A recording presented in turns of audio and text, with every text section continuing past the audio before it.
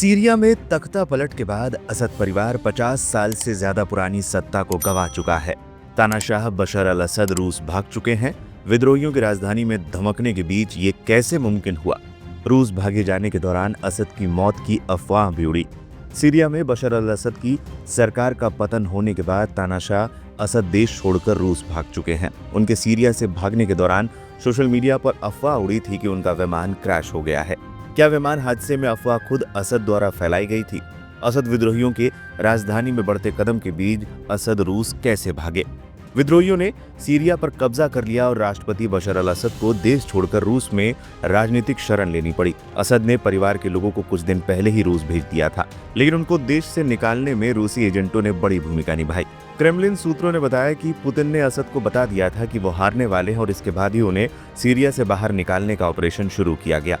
असद को जिस तरीके से रूस ने सीरिया से भगाया वो काफी फिल्मी नजर आता है।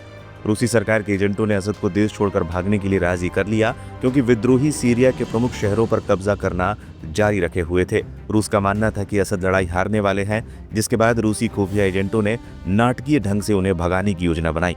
रूसी राष्ट्रपति व्लादिमीर पुतिन ने रविवार को व्यक्तिगत रूप से असद को बचाने की मंजूरी दी और निर्वासन में उनकी सुरक्षा की गारंटी दी।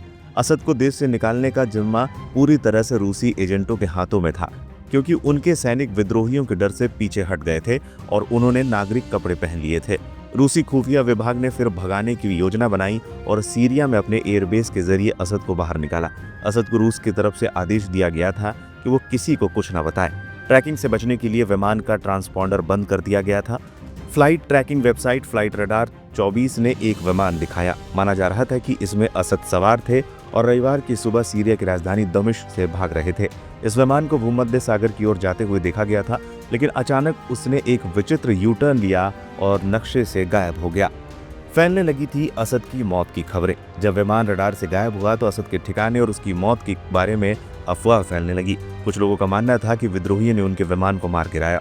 उड़ान के 40 मिनट बाद सुबह 5:29 पर विमान रडार से गायब हो गया और ऊंचाई संबंधी आंकड़ों से पता चला कि विमान नीचे की तरफ जा रहा था। हालांकि जब असद के जिंदा रहने और मरने की खबरें चल रही थी, तभी ये खबरें सामने आई थी कि असद सुरक्षित रूप से रूस पहुंच गए हैं।